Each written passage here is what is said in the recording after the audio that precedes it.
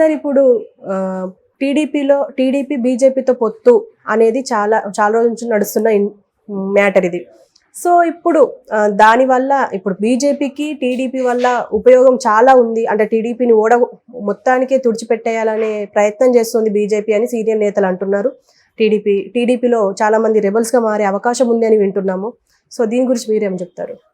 ఇప్పుడు నిజానికి తెలుగుదేశానికి మొన్నటి వరకు కూడా తెలుగుదేశం జనసేన కలవడంతో ఖచ్చితంగా గెలుపు మాదే అన్న ఒక కాన్ఫిడెన్స్తో ఉన్నారు. ఎందుకంటే జగన్కి వ్యతిరేకత ఉంది. ఆ వ్యతిరేక ఓటును చీల్చకుండా ఈ పొత్తు అనేది ఉపయోగపడుతుంది. రెండోది పవన్ కళ్యాణ్ కూడా చాలా స్ట్రాంగ్గా జగన్ను ఓడించాలని ఉన్నాడు కాబట్టి పవన్ కళ్యాణ్కి ఉన్న ఫాలోయింగ్, ఆయనకున్న కుల సమీకరణ ఇవన్నీ కూడా చంద్రబాబుకి ఉపయోగపడతాయన్న ఒక గట్టి కాన్ఫిడెన్స్తో అందరూ ఉన్నారు. అయితే ఇప్పుడు సడన్గా ఒక ఉపద్రవం లాంటిది వచ్చి పడింది వాళ్ళకి. అదేంటంటే బీజేపీతో పొత్తు. మామూలుగా అయితే బీజేపీని కలుపుకోవడం పెద్ద విషయం కాదన్నట్టుగానే ఉన్నారు. అసలు చంద్రబాబు ఎప్పటి నుంచో బీజేపీతో పొత్తు కావాలని కోరుకుంటున్నాడు. 2014 బీజేపీతో పొత్తుతో గెలిచారు. 2019లో ఓడిపోయారు పొత్తు లేకుండా. సో అది ఒక రకంగా చారిత్రక మిస్టేక్, తప్పిదంగా వాళ్ళు భావిస్తున్నారు. అయితే 2019 తర్వాత చంద్రబాబు మళ్ళీ యూటర్న్ తీసుకొని బీజేపీని పొగడ్డం ప్రారంభించాడు. ఏ విషయంలో కూడా బీజేపీని విమర్శించలేదు. మధ్యలో ఇతను బీజేపీ దత్తపుత్రుడు, మోడీ దత్తపుత్రుడు అలాగా మాట్లాడినా కూడా మోడీని కానీ బీజేపీని కానీ ఎక్కడ ఏమనలేదు. ఈ మధ్యకాలంలో అయితే మోడీ గొప్ప విజనరీ, మోడీ ఈ దేశానికి అవసరం అని ఇలాగా మాట్లాడుతున్నారు.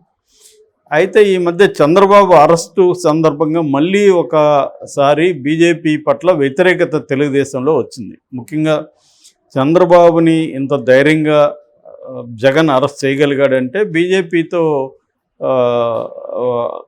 మాట్లాడకుండా, బీజేపీ చెప్పకుండా, బీజేపీ ఆశీర్వాదం లేకుండా జగన్ చేసే పరిస్థితి లేదు అనేది అందరూ నమ్మారు. కానీ ఎవరు కూడా బయట మాట్లాడలేదు.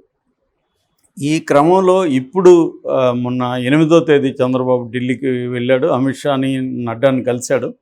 ఆ తర్వాత నుంచి ఒక రకమైన సైలెన్స్ నెలకొని ఉంది. చంద్రబాబు కానీ లేకపోతే ఎవరు కూడా దాని గురించి మాట్లాడలేదు. అసలు ఏం మాట్లాడారు, చంద్రబాబు ఏం ఆఫర్ ఇచ్చారు, వాళ్ళేమి అడిగారు, ఈ విషయాలు ఏం చెప్పట్లేదు. కానీ ఒక రకమైన మీడియా లీకులు అయితే ఇస్తుంది. ఆ మీడియా లీకులు ఏంటంటే ఎన్డీఏ కూటమిలో చంద్రబాబుని చేరమన్నారని, తర్వాత బీజేపీ జనసేన కలిసి ఎక్కువ సీట్లు అడుగుతున్నారని. నెంబర్ చెప్పట్లేదు కానీ ఎక్కువ సీట్లు అడుగుతున్నారు. దానికి తగినట్టే చంద్రబాబు కూడా ఏంటంటే సీనియర్స్తో కానీ ఇతర లీడర్స్తో అంతా కూడా గత వారం నుంచి మాట్లాడుతున్నారు. మాట్లాడి మీరు త్యాగాలు చేయాలి అది ఇది అని చెప్తున్నారు. మామూలుగా అయితే అంతకుముందు చంద్రబాబు 2019లో గెలిచారు. అందులో 4 వెళ్ళిపోతే 19 సిట్టింగ్ ఎమ్మెల్యేలు ఉన్నారు. 19 మందికి మళ్ళీ ఇస్తాను, సిట్టింగ్లు మార్చను అని చెప్పారు. కానీ ఇప్పుడు సిట్టింగ్లు కూడా మార్చే పరిస్థితి కనబడతా ఉంది. సో అందువల్ల ఖచ్చితంగా బీజేపీతో పొత్తుకి వెళ్ళబోతున్నాడని, బీజేపీ జనసేన ఎక్కువ సీట్లే డిమాండ్ చేయబోతున్నారన్న వార్తలు వినిపిస్తుంది. మళ్ళీ ఎన్డీఏలో చేరాలి. సో దీనివల్ల ఏమవుతుందంటే బీజేపీ తేల్చట్లేదు.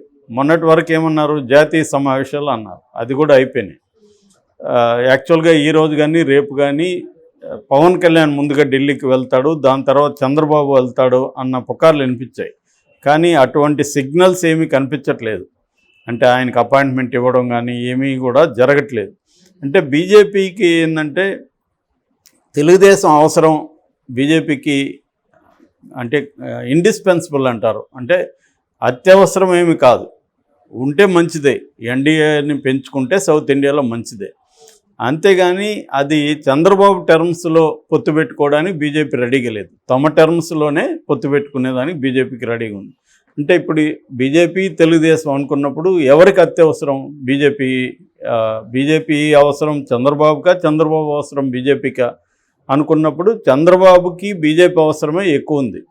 ఎందుకంటే ఆయన భాషలో చెప్పాలంటే జీవీఎల్ నరసింహారావు భాషలో చంద్రబాబే వెంపర్లాడుతున్నాడు. ఆయన జీవీఎల్ చెప్పాడు, చంద్రబాబు వెంపర్లాడుతున్నాడు, మేము ఆలోచిస్తున్నాం అన్నట్టుగానే ఆయన మాట్లాడారు. మొన్న కూడా ఈయన ఇంకొక BJP Vishnuvardhan Reddy BJP leader ఉపాధ్యక్షుడు ఆయన క్లియర్గా ఏం చెప్తున్నారంటే బీజేపీతో పొత్తు ఎందుకు పెట్టుకోవాలంటున్నారు, బీజేపీ పవర్ఫుల్ కాబట్టి. సో కాబట్టి మేము రేపొద్దున పొత్తు పెట్టుకుంటే బీజేపీ నాయకుడే లేదా నాయకురాలే సీఎం అవ్వాలి, మా గవర్నమెంటే మేము ఫామ్ చేస్తాం పొత్తుంటే అనేది ఆయన ఓపెన్గా మాట్లాడారు.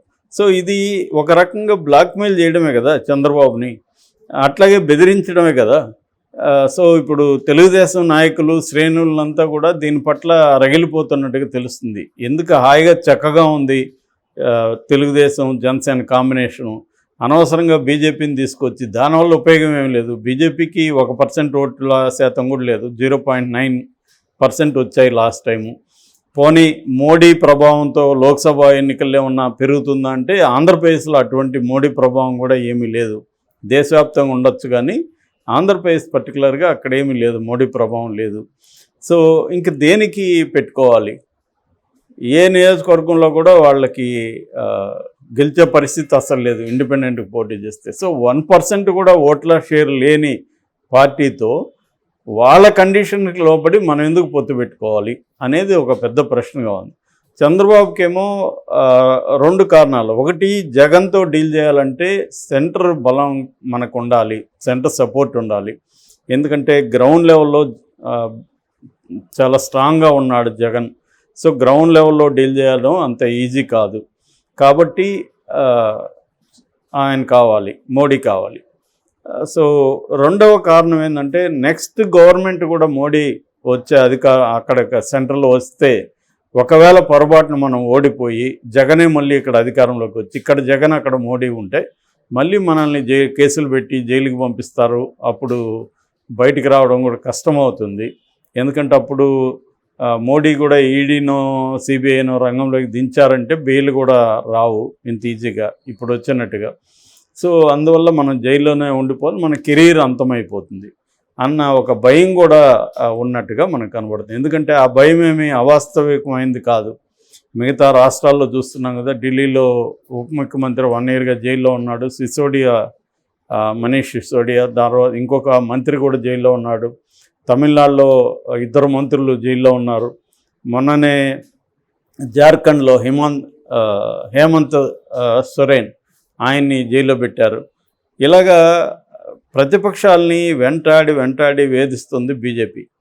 సో కాబట్టి చంద్రబాబు కూడా ఆ భయం ఉండడంలో అర్థం ఉంది. పైగా ఇక్కడ జగన్ ఉన్నాడు. జగన్ ఇప్పుడు ఏంటంటే మళ్ళీ రావాలి కాబట్టి కొద్దిగా జాగ్రత్తగా ఉన్నాడు. మళ్ళీ వస్తే మాత్రం అతను కంప్లీట్గా రెచ్చిపోయి, ఎందుకంటే అదే అదనం తెలుగుదేశాన్ని తొక్కేయడానికి. సో తెలుగుదేశాన్ని కంప్లీట్గా తొక్కేసే పరిస్థితి ఉంటుందనేది చంద్రబాబు భయం. అంటే ముందు నువ్వు వెనక్కు గొయ్యి సిచ్యువేషన్లో చంద్రబాబు ఉన్నాడు. ధైర్యంగా రంగంలోకి దిగి ఏదైతే అది అవుతుందని ఫేస్ చేసి వెళ్ళే పరిస్థితి చంద్రబాబుకి లేదు. మానసికంగా కానీ ఆయనకున్న ఏజ్ రీత్యా కానీ ఒక భయం అయితే ఉంది. ఆ భయం చంద్రబాబుకే కాదు, ఇక్కడ కేసీఆర్కి కూడా అదే భయం ఉంది. కేసీఆర్ కూడా అందుకే మోడీ అపాయింట్మెంట్ కోసం ఎదురు చూస్తున్నాడు. కేసీఆర్ కూడా ఢిల్లీకి వెళ్ళి మోడీతో ఏదో ఒక ఒప్పందం, అంటే ఓపెన్గా ఎన్డీఏలో చేరడమా, పొత్తు పెట్టుకోవడమా, లేకపోతే ఇండైరెక్ట్గా ఇక్కడ బీజేపీకి హెల్ప్ చేయడమా అనేది ఇంకా తేలలేదు. కానీ ఏదో మొత్తానికి బీజేపీ ప్రాపకం కోసం ఇక్కడ కేసీఆర్ కూడా ట్రై చేస్తున్నాడు. సో ఈ కాంటెక్స్ట్లో ఏంటంటే అక్కడ విపరీతమైన వ్యతిరేకత రగులుతూ ఉంది తెలుగుదేశంలో. అది ఇప్పుడు ఏంటంటే బ్రూయింగ్ అంటాం కదా, మరుగుతూ ఉంది, ఇంకా పైకి రాలేదు. అనౌన్స్ చేయగానే పైకి వస్తుంది. ఆల్రెడీ ఇప్పుడు కొంతమంది మాట్లాడుతున్నారు. For example Rajahmundry rural Gorantla Butchaiah Chowdary, ఆయన 23 మంది గెలిచిన వాళ్ళల్లో ఆయన ఒకడు. ఆయన ఒక రకంగా ఎన్టీఆర్ సమంగా వ్యవస్థాపక అధ్యక్షుడిగా తెలుగుదేశంలో ఆ ఏరియాలో పనిచేశాడు. సో అటువంటి కాంటెక్స్ట్లో ఇప్పుడు ఆయనకి సీటు పోయే అవకాశం ఉంది. అక్కడ జనసేనకి ఇస్తున్నారని చెప్తున్నారు. యాక్చువల్గా నిన్న పవన్ కళ్యాణ్ తూర్పుగోదావరి జిల్లాలో పర్యటిస్తూ అనేక ఏరియాలని వరుసగా పర్యటించుకుంటూ వస్తున్నాడు. అంటే బయటికి కాదు, విత్ ఇన్ ద శ్రేణుల్లో. అంటే దానివల్ల ఏమవుతుందంటే ఈయన కందులో దుర్గేష్ అక్కడ ఇచ్చే అవకాశం ఉంది. అట్లాగే అయ్యన్న పాత్రుడు కొడుకు, ఇద్దరిలో ఒకరికే ఇస్తానని చెప్తున్నాడు. అట్లాగే గంటా శ్రీనివాసరావుకి సీటు గ్యారంటీ లేదు. ఇక ఆళ్లగడ్డ అఖిలప్రియ, ఇటు అనంతపూర్కి వస్తే జేసీ ఫ్యామిలీకి ఒకటే అంటున్నాడు, పరిటాల ఫ్యామిలీకి ఒకటే అంటున్నాడు. దానివల్ల పరిటాల శ్రీరాములు త్యాగం చేయాల్సిన పరిస్థితి ఏర్పడింది. మైలవరం దేవినేని ఉమ, అక్కడేమో వైసీపీ నుంచి వచ్చిన కృష్ణప్రసాద్ని అక్కడ పెడుతున్నారు. ఇట్లా నూజివీడు ముద్రపోయిన వెంకటేశ్వరరావుకి సీట్ లేదు. ఇప్పుడు ఆయన వెళ్ళి నిన్న వైసీపీలో కలిసేసి వచ్చాడు, జాయిన్ అవుతున్నాడు. ఇలాగా మొత్తంగా కూడా తెలుగుదేశంలో సీనియర్ నాయకులు, ఇప్పుడు నేను చెప్పిన వాళ్ళందరూ సీనియర్సే.